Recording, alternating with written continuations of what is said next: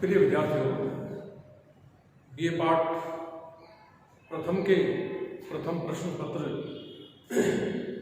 समाजशास्त्र का परिचय के पाठ्यक्रम के अंतर्गत हम द्वितीय इकाई, जिसके अंतर्गत बेसिक कंसेप्ट्स या मूलभूत अवधारणाओं को सम्मिलित किया गया है, उसमें हम आज एक और मूलभूत अवधारणा सोशल ग्रुप या सामाजिक समूह के बारे में बात करेंगे। बेसिक कंसेप्ट्स के अंतर्गत आपने सोसाइटी का कंसेप्ट देखा, उसके पश्चात कम्युनिटी का कंसेप्ट देखा। इस इकाई के जो विभिन्न अध्याय हैं, जैसे कि हमने आपको बताया था कि समाज की अवधारणा है, समुदाय की अवधारणा है, सामाजिक समूह की अवधारणा है, संस्था और समिति की अवधारणा है, ये आपको कुछ भ्रमित कर सकती हैं, क्योंकि इनका जब हम अध्ययन करते हैं तो हमको लगता है कि ये सब एक जैसे ही है, लेकिन ये अलग अलग अवधारणाएं हैं। बेसिक दृष्टिकोण से अगर देखा जाए तो इनमें भिन्नता लिए हुई है, इसीलिए इनका अध्ययन अलग अलग अवधारणाओं के रूप में किया जाता है। अब तक इसके अंतर्गत हमने समाज की अवधारणा देखी, और समाज की अवधारणा के अंतर्गत आपको बताया गया था कि समाज कहे जाने के लिए जरूरी है कि कुछ लोग हों, और वे लोग आपस में एक दूसरे से क्रिया प्रतिक्रिया करें, एक दूसरे से अंतःक्रिया करें, लंबे समय तक एक दूसरे को प्रभावित करें, जिसके परिणाम स्वरूप उन लोगों में सामाजिक संबंधों का निर्माण हो जाता है। और मैकइवर एंड पेज ने उसी सामाजिक संबंधों के जाल को समाज कहा है, यानी कि समाज को मैकइवर एंड पेज परिभाषित कर सकते हैं कि सामाजिक संबंधों के ताने माने या सामाजिक संबंधों के जाल को समाज कहा जाता है। दूसरा जो कंसेप्ट हमने देखा कम्युनिटी का, समुदाय का, उसकी विभिन्न परिभाषाओं का जब हमने निष्कर्ष निकाला था तो कहा था कि समुदाय एक निश्चित भौगोलिक क्षेत्र में रहने वाले लोगों का समूह है, यानी कि एक निश्चित जमीन का हिस्सा होता है, एक टुकड़ा होता है जिसमें कुछ लोग होते हैं। ना सिर्फ इतनी ही बातें काफ़ी हैं समुदाय कहने के लिए, समुदाय कहने के लिए जरूरी है कि कुछ लोग हों जो एक निश्चित भौगोलिक क्षेत्र में रहें, और उस निश्चित भौगोलिक क्षेत्र में रहने वाले लोगों में आपस में हम की भावना हो, वे एक दूसरे के साथ क्रिया प्रतिक्रिया अंतःक्रिया करें, एक दूसरे के साथ एक दूसरे को प्रभावित करें, जिसके परिणाम स्वरूप उनमें सामाजिक संबंधों का निर्माण हो जाता है। तो ऐसे लोगों के समूह को समाजशास्त्र दृष्टिकोण से समुदाय कहा गया है। ये बातें हम पिछली कुछ कक्षा में कर चुके हैं। आज का हमारा जो अध्याय है, जो अगला कंसेप्ट है, वो है सोशल ग्रुप या सामाजिक समूह का।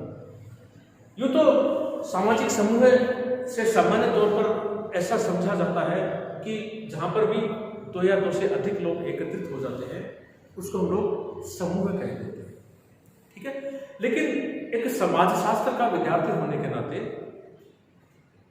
अन्य लोगों की तुलना में एक समाजशास्त्र के विद्यार्थी को सामाजिक समूह को अलग दृष्टिकोण से परिभाषित करना आवश्यक होता है, क्योंकि जिस प्रकार से समाज की अवधारणा को समाजशास्त्र व्यापक दृष्टिकोण से देखता है, समुदाय की अवधारणा को समाजशास्त्र व्यापक दृष्टिकोण से देखता है, उसी क्रम में समाजशास्त्र में जो सोशल ग्रुप या सामाजिक समूह का अर्थ है वो बड़ा व्यापक है, ठीक है। तो सामाजिक समूह किसको कहें? हमने कहा यूँ तो जब कभी दो या दो से अधिक लोग एकत्रित होते हैं तो उसको सामान्य दृष्टिकोण से समूह कह दिया जाता है, लेकिन एक समाजशास्त्र के विद्यार्थी होने के नाते हमारे द्वारा इतनी ही परिभाषा देना पर्याप्त नहीं है। समाजशास्त्रीय दृष्टिकोण से सामाजिक समूह का अर्थ बड़ा व्यापक है, जिसका वर्णन हम कुछ इस प्रकार से कर सकते हैं, ठीक है। समाजशास्त्रीय दृष्टिकोण से देखा जाए तो प्रत्येक मनुष्य का यह स्वभाव होता है कि वह अकेला नहीं रहता है। भाई नेचर, प्रकृति ने उसको एक ऐसा गुण प्रदान किया है कि मनुष्य अकेला नहीं रह सकता। मनुष्य समूह में रहना पसंद करता है। समूह के अन्य जो लोग हैं वो लोगों के साथ क्रिया प्रतिक्रिया करना पसंद करता है, यानी कि घुल मिलकर रहना मनुष्य के या कि मानव स्वभाव में सम्मिलित है। एकांत या अकेलापन मनुष्य के लिए एक सजा है, ठीक है। जैसे आजकल हम लोग जब औपचारिक कानून या आधुनिक समाजों में देखते हैं तो सजा का प्रावधान क्या है? जब व्यक्ति समाज के नियमों के विरुद्ध जाकर व्यवहार करता है तो उसका कानून उसके लिए एक दंड का प्रावधान करता है। दंड के अंतर्गत क्या होता है, उसकी सजा, उसकी कारावास, उसको जेल में डाल दिया जाता है। उसका मतलब यही है कि उस व्यक्ति को यह एहसास करवाया जाए कि समूह में रहना, समाज में रहना कितना फायदेमंद है। व्यक्ति जब अकेला रहता है तो अपने आप के लिए एक सजा उसको मांगता है, इसलिए जो है जुर्म करने वाले को सजा दी जाती है। तो पहली बात तो ये मानव के स्वभाव में सम्मिलित है कि व्यक्ति अकेला नहीं रह सकता, व्यक्ति समूह में रहना चाहता है, समूह में रहना पसंद करता है, समूह में घुल मिलकर समाज के या समूह के अन्य लोगों के साथ क्रिया प्रतिक्रिया करके अपना जीवन व्यतीत करना चाहता है। ये तो सबसे पहली बात है, ठीक है। दूसरी बात हम करें कि मनुष्य जब जन्म लेता है तो वह पशु मात्र होता है। मनुष्य का जब जन्म होता है वो एक पशु मात्र होता है, वह हाड़ मांस का लोकड़ा होता है। लेकिन जब वो जन्म लेता है तो किसी परिवार का सदस्य बन जाता है, किसी धर्म का, किसी जाति का, किसी का पड़ोसी, किसी का नातेदार हो जाता है। तो ये जो अन्य लोग हैं, इन अन्य लोगों के साथ संपर्क स्थापित करके ये जो समूह बनता है लोगों का, इन अन्य लोगों के समूह के साथ व्यक्ति संपर्क स्थापित करके सामाजिकरण की प्रक्रिया में हिस्सा लेता है, ठीक है। जन्म के समय मनुष्य पशु मात्र होता है, एक हाड़ मांस का लोथड़ा होता है, लेकिन परिवार के सदस्यों के साथ संपर्क में, जाति के लोगों के साथ, पड़ोस के लोगों के साथ, नातेदारी के लोगों के साथ, धर्म के लोगों के साथ जब वो संपर्क में आता है तो वो एक सामाजिकरण की प्रक्रिया में हिस्सा लेता है। और सामाजिकरण की प्रक्रिया के माध्यम से वो समाज का एक क्रियाशील सदस्य बनता है, जो कि हम कहते हैं कि अब वो पशु मात्र नहीं है, अब वो हाड़ मांस का लोथड़ा नहीं है, बल्कि समाज का एक क्रियाशील सदस्य है। तो वो प्राणीशास्त्रीय प्राणी से जब सामाजिक प्राणी में रूपांतरित होता है तो उसकी जो प्रक्रिया होती है उस प्रक्रिया को कहते हैं कि सामाजिकरण की प्रक्रिया के माध्यम से व्यक्ति प्राणीशास्त्रीय प्राणी से सामाजिक प्राणी में परिवर्तित हो जाता है। ये कब संभव है? ये तब संभव है जब व्यक्ति विभिन्न लोगों के संपर्क में आता है, ठीक है। तो अन्य लोगों के संपर्क में आकर व्यक्ति सामाजिकरण की प्रक्रिया में हिस्सा लेता है, समाज का एक क्रियाशील सदस्य बनता है, सामाजिक नियमों, सामाजिक मूल्यों, सामाजिक मानदंडों, उन सब बातों को सीखता है जो समाज के सफल संचालन में सीखनी जरूरी होती है। और व्यक्ति अपने समाज, अपने क्रियाकलापों से समाज के संचालन में अपना योगदान देता है। तो जब वो व्यक्ति अन्य लोगों के संपर्क में नहीं आएगा तो सामाजिकरण की प्रक्रिया में हिस्सा नहीं लेगा, ठीक है। इसलिए हमने कहा ना कि व्यक्ति अकेला रह ही नहीं सकता। व्यक्ति के स्वभाव में यह सम्मिलित है कि वो समूह में रहना पसंद करता है और समूह के लोगों के साथ क्रियाकलाप करके सामाजिक संबंधों का निर्माण करता है, ठीक है। तो समूह में रहकर ही व्यक्ति अपने व्यक्तित्व का विकास करता है, समाज का क्रियाशील सदस्य होता है, ठीक है। नेक्स्ट बात, हम ये कह सकते हैं कि मनुष्य समाज में ही रहकर अपना व्यक्तित्व विकसित कर सकता है। प्रत्येक व्यक्ति में समूह में रहने की इच्छा पाई जाती है, ठीक है। इसके अतिरिक्त अपने व्यक्तिगत व सामाजिक सांस्कृतिक लक्ष्यों को प्राप्त करने के लिए मनुष्य का समूह में रहना आवश्यक है, ठीक है।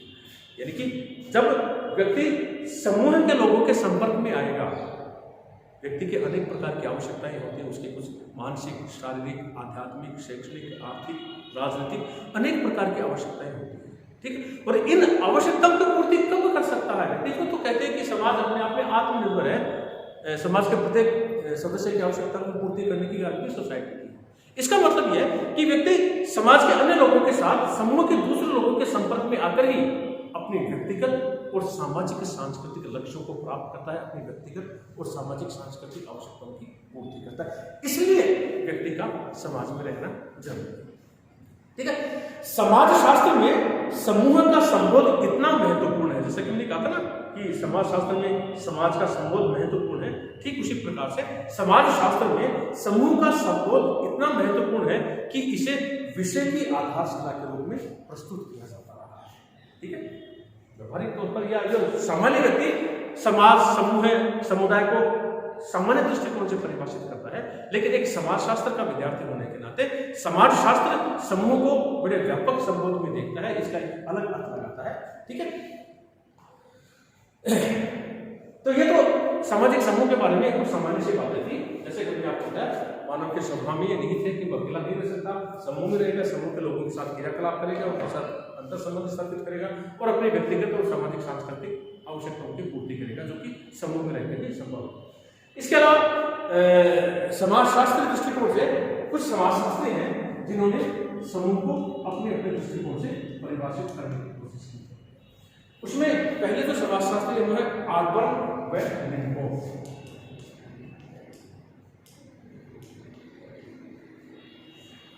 आर्बर्न एम लिंकोफ ने परिभाषित किया है, मैकइवर पेज ने परिभाषित किया है, रॉबर्ट के मर्टन ने समूह को अपने दृष्टिकोण से परिभाषित किया है। लेकिन मैं पूर्व में ही आपको बता दूं, इन सब परिभाषाओं का जो निष्कर्ष निकल कर आएगा, परिभाषाओं के पश्चात हम इनका निष्कर्ष निकालेंगे, तो एक बात उभर कर आएगी कि समूह कहे जाने के लिए क्या क्या बातें जरूरी है, या क्योंकि समूह के क्या क्या तत्व हो सकते हैं, उसके बारे में हम आपको बता दें। समूह का मतलब जहां 2 या 2 से अधिक लोग हों, ठीक है, 2 या 2 से अधिक लोग हों, वे 2 या 2 से अधिक लोग आपस में एक दूसरे के साथ क्रिया प्रतिक्रिया करें, ठीक है, और जब आपस में एक दूसरे के साथ क्रिया प्रतिक्रिया करेंगे, लंबे समय तक एक दूसरे को प्रभावित करेंगे, तो उनमें सामाजिक संबंधों का निर्माण हो जाएगा। यानी कि 2 या 2 से अधिक लोग हों और उनमें सामाजिक संबंध हो, ठीक है, और सामाजिक संबंध होने के साथ साथ ना सिर्फ, और सामाजिक संबंधों का निर्माण कैसे होगा, हमने आपको बताया था कि कुछ समय के लिए साथ साथ रहने में सामाजिक संबंधों का निर्माण नहीं होता, बल्कि सामाजिक संबंधों के निर्माण के लिए जरूरी है कि कुछ लोग लंबे समय तक साथ साथ रहें और एक दूसरे को प्रभावित करें, एक दूसरे के साथ क्रिया प्रतिक्रिया करें, जिसके परिणामस्वरूप उन लोगों में सामाजिक संबंधों का निर्माण हो जाता है। ठीक है, तो ये इन परिभाषाओं का जो निष्कर्ष निकल कर आएगा, मैकइवर पेज और रॉबर्ट के मर्टन, उनका इस प्रकार से निष्कर्ष निकल कर आएगा। सबसे पहले हम लोग ऑबर्न एम लिंकोफ की परिभाषा देखते हैं। ऑबर्न एम लिंकोफ कहते हैं कि जब कभी भी 2 या 2 से अधिक व्यक्ति एकत्रित होते हैं, हमने आपको पूर्व में बताया समूह कहने के लिए जरूरी है 2 या 2 से अधिक व्यक्तियों का होना, तो ऑबर्न एम लिंकोफ उसको उसी क्रम में परिभाषित करते हैं कि जब 2 या 2 से अधिक व्यक्ति एकत्रित होते हैं और एक दूसरे पर प्रभाव डालते हैं, ना सिर्फ कुछ समय के लिए एकत्रित हुए और बिखर गए, बल्कि 2 या 2 से अधिक व्यक्ति एकत्रित हों और वे एक दूसरे पर प्रभाव डालें, वे एक सामाजिक समूह का निर्माण करते हैं, ऐसा ऑबर्न एम लिंकोफ का। यानी कि 2 या 2 से अधिक लोगों का होना जरूरी है, ना सिर्फ होना जरूरी है बल्कि वे एक दूसरे को प्रभावित करें, ठीक है, और प्रभावित जब करेंगे तो उनमें सामाजिक संबंधों का निर्माण हो जाएगा। ऐसे लोगों के समूह को ऑबर्न एम लिंकोफ सामाजिक समूह है। दूसरी परिभाषा मैकइवर एवं पेज ने दी है अपनी पुस्तक सोसाइटी में। मैकइवर एवं पेज, मैकइवर एवं पेज इस प्रकार से परिभाषित करते हैं सामाजिक समूह को। समूह से तात्पर्य व्यक्तियों के ऐसे संकलन से है, यानी कि कलेक्शन है लोगों का। मैकइवर पेज का कहना है कि समूह से तात्पर्य व्यक्तियों के ऐसे संकलन से है जिसके सदस्य एक दूसरे से सामाजिक संबंध रखते हैं। जब हम सोसाइटी को डिफाइन कर रहे थे, वहां पर भी मैकइवर पेज का कहना था कि कुछ लोग हों जिन लोगों में आपस में सामाजिक संबंधों का निर्माण होता है, और उसी सामाजिक संबंधों के ताने बाने या सामाजिक संबंधों के जाल को मैकइवर पेज ने समाज करता है। यहाँ पर कहते हैं कि समूह जो है, समूह से तात्पर्य व्यक्तियों के एक ऐसे संकलन से है जिसके सदस्य एक दूसरे से सामाजिक संबंध रखते हैं, ठीक है, यानी कि लोगों में सामाजिक संबंध होना जरूरी है। और सामाजिक संबंधों का निर्माण कब होगा, जब वे एक दूसरे को प्रभावित करेंगे और लंबे समय तक प्रभावित करेंगे। तो समूह निश्चित रूप से ऐसे लोगों का संकलन है जो एक दूसरे से सामाजिक संबंध रखते हैं, अर्थात समूह निर्माण के लिए व्यक्तियों के बीच सामाजिक संबंधों का होना जरूरी है, ऐसा मैकइवर पेज का मानना है। ठीक है, यानी कि कुछ लोग हों, लोगों का ऐसा संकलन है। मैकइवर पेज के अनुसार जो सामाजिक समूह है वो व्यक्तियों का ऐसा संकलन जिसके सदस्य एक दूसरे से सामाजिक संबंध रखते हैं, अर्थात समूह निर्माण के लिए व्यक्तियों के बीच सामाजिक संबंधों का होना अनिवार्य है, ऐसा मैकइवर पेज का मानना है। यानी कि मैकइवर पेज कहते हैं कि सामाजिक संबंध होंगे तभी किसी समूह को हम लोग सामाजिक समूह कहेंगे। इसके अतिरिक्त आर्थे मर्टन या रॉबर्ट मर्टन जो है समूह को परिभाषित करते हैं, सामाजिक समूह को। रॉबर्ट मर्टन इस प्रकार से परिभाषा देते हैं सामाजिक समूह की। मर्टन का कहना है कि समूह निश्चित रूप से व्यक्तियों का मर्टन का कहना है कि समूह निश्चित रूप से व्यक्तियों का एक संकलन है। ऐसी बात मैकइवर पेज ने कही थी कि समूह निश्चित रूप से लोगों का संकलन है, ऐसी बात मर्टन कहते हैं। मर्टन का कहना है कि समूह निश्चित रूप से व्यक्तियों का संकलन है, साथ ही इनमें सामाजिक संबंध भी अनिवार्य है। जब आप वही बात रॉबर्ट बर्टन दोहराते कहते हैं कि निश्चित रूप से समूह जो है लोगों का संकलन है, साथ ही साथ उन लोगों में सामाजिक संबंधों का होना भी जरूरी है। इसके अतिरिक्त भी कहते हैं कि साथ ही समूह का सदस्य व्यक्ति तभी माना जाएगा जब उसमें समूह के प्रति हम की भावना होगी। ठीक है, 2 या 2 से अधिक लोग होंगे, साथ ही साथ उन 2 या 2 से अधिक लोगों में सामाजिक संबंधों का होना जरूरी है। ठीक है, तीसरी बात जो बर्टन ने कही है, हम की भावना, जिसकी बात हम लोग समुदाय में कर रहे हैं। ठीक है, तो बर्टन ने परिभाषित किया कि निश्चित रूप से सामाजिक समूह लोगों का संकलन है जिनमें सामाजिक संबंधों का होना आवश्यक है, और साथ ही साथ जिन लोगों में हम की भावना देखने को मिलती है उस समूह को जो है सामाजिक समूह कहते हैं। यानी कि उस समूह के जो लोग हैं वे लोग आपस में एक दूसरे के प्रति हम की भावना रखें, समूह के जो सदस्य हैं वे हम की भावना उनमें देखने को मिले, और समूह के अन्य सदस्य भी उसे समूह का सदस्य माने। ठीक है, 2 या 2 से व्यक्तियों का संकलन है जिनमें सामाजिक संबंधों का होना जरूरी है, साथ ही साथ उनमें सदस्यों में आपस में हम की भावना हो। ठीक है, और जो समूह के अन्य सदस्य हैं इसे लेकर जेड तक वो उसको अपना सदस्य माने, यानी कि ए जेड को इस के समूह का सदस्य माने, जेड बी को और ए को इस समूह का सदस्य माने, तब कहीं जाके मर्टन के अनुसार किसी समूह को हम लोग सामाजिक समूह कह सकते हैं। निष्कर्ष में हम ये कह सकते हैं कि सामाजिक समूह होने के लिए क्या क्या बातें जरूरी है। 2 या 2 से अधिक लोग हों, वे आपस में एक दूसरे के साथ क्रिया प्रतिक्रिया करें, एक दूसरे को प्रभावित करें, जिसके परिणाम स्वरूप उनमें सामाजिक संबंधों का निर्माण हो। ठीक है, साथ ही साथ मर्टन ने कहा कि उस समूह के लोगों में आपस में हम की भावना हो, हम की भावना देखने को मिले, और साथ ही साथ समूह के अन्य सदस्य भी उस सदस्य को या उस व्यक्ति को उस समूह का सदस्य माने, तब कहीं जाकर किसी लोगों के समूह को सामाजिक समूह कहा जा सकता है। समाजशास्त्रीय दृष्टिकोण से सामाजिक समूह को हम इस प्रकार से परिभाषित कर सकते हैं। Thank you.